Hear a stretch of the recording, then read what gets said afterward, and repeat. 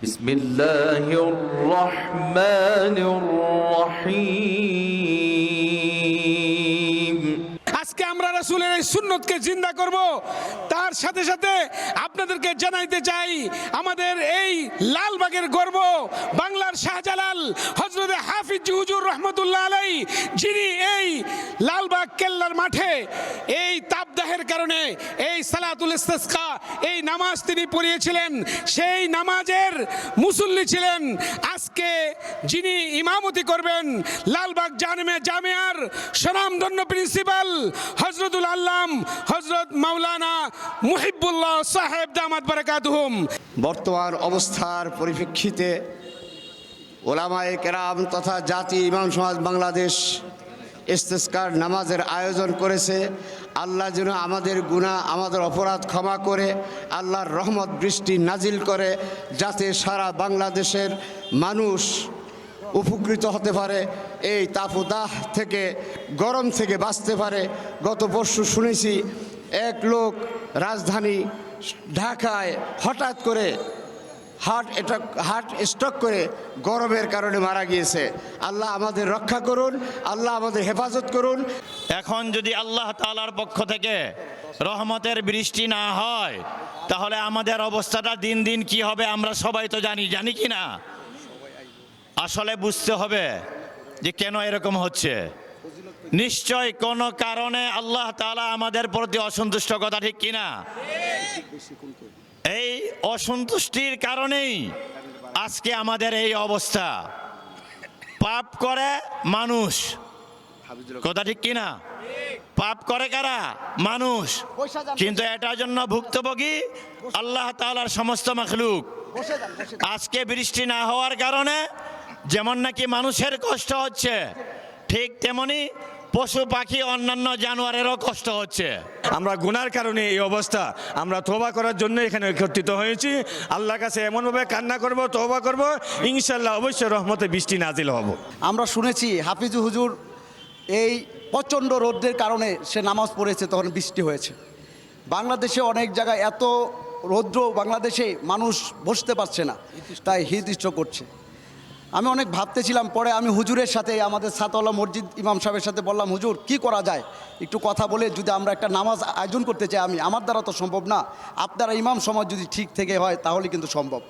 এটা ওনার সাথে কথা বলে তারপরে আমি আমাদের ইমাম সমাজের সম্মানিত জাতীয় ইমাম সমাজের সম্মানিত বাংলাদেশ জাতীয় ইমাম সমাজের সম্মানিত সভাপতি মাওলানা আব্দুর রাজ্জাক সাহেবের কাছে, হুজুরের কাছে এবং ওনার নেতৃবৃন্দের সাথে আমি কথা বললাম, হুজুর আপনার একটা ডিসিশনের যেই রৌদ্র, আমরা যদি আল্লাহর কাছে কিছু চাই, আল্লাহ তো বলছে তুমি আমার কাছে চাও, আমি তোমাদের ফিরাই দিব না। এত মানুষ নবী করিম সাল্লাল্লাহু আলাইহি ওয়াসাল্লাম থেকে শুরু করে সবাই তো আল্লাহর কাছে চেয়েছে, আল্লাহ দিয়েছে। তাই ওই চিন্তা করে আমি হুজুরকে বললাম, হুজুর কি করা যায়? বাসায় বসে কথা বললাম সবাই মিলে, তখন ডিসিশন হলো আমি হুজুর আপনারাই করেন, আমি সম্পূর্ণ দায়িত্ব নিয়ে যতটুকু আমার দ্বারা সম্ভব আমি সব করে দিব। তারপরও আল্লাহর কাছে সবাই যাতে মিলে দোয়া করি, যাতে প্রচণ্ড রৌদ্র যাতে আল্লাহ পাক আমাদেরকে রক্ষা করে। তখন হুজুর বলল ঠিক আছে, বৃহস্পতিবার সকাল 10:30টায় সময় দিল। একদিনের মধ্যেই আমরা মাইকিং করলাম, ব্যবস্থা করলাম। ইনশাল্লাহ আল্লাহ পাকের অশেষ মেহেরবান, আপনারা হাজার হাজার লোক এখানে সমগত হয়েছে ইনশাল্লাহ।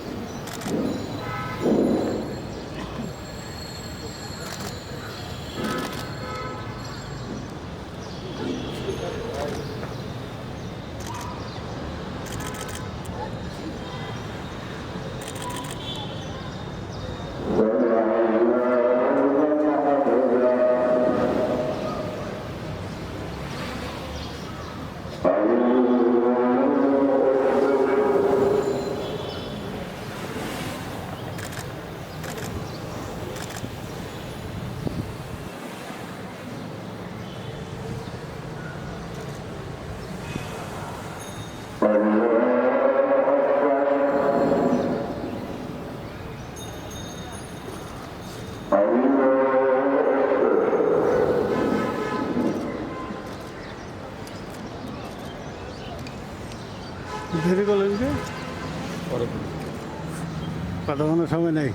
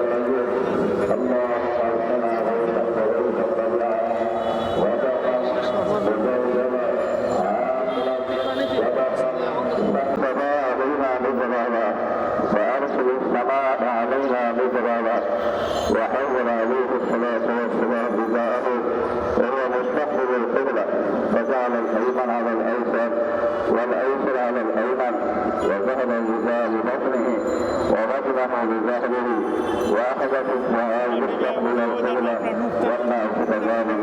أعوذ بالله من الشيطان الرجيم. وهو الذي ينزل الغيث من بعد ما قنطوا وينصر رحمته وهو الولي الحميد. وأشهد أن محمدا عبده ورسوله أرسله بالحق رسولا ونذيرا بين يدي الساعة. من يطع الله ورسوله فقد رشد ومن يعص الله فإنه لا يضر إلا نفسه ولا يضر الله شيئا. أعوذ بالله من الشيطان الرجيم. إن الله وملائكته يصلون على النبي يا أيها الذين آمنوا صلوا عليه وسلموا تسليما. اللهم صل على محمد عبدك ورسولك وصل على المؤمنين والمؤمنات والمسلمين والمسلمات وبارك على محمد وأزواجه وذريته. قال النبي صلى الله عليه وسلم أرحم أمتي بأمتي أبي بكر وأشدهم في وحي الله عمر وأشدهم حياء عثمان وأحياهم علي. وفاطمة سيدة نساء أهل الجنة ولحسن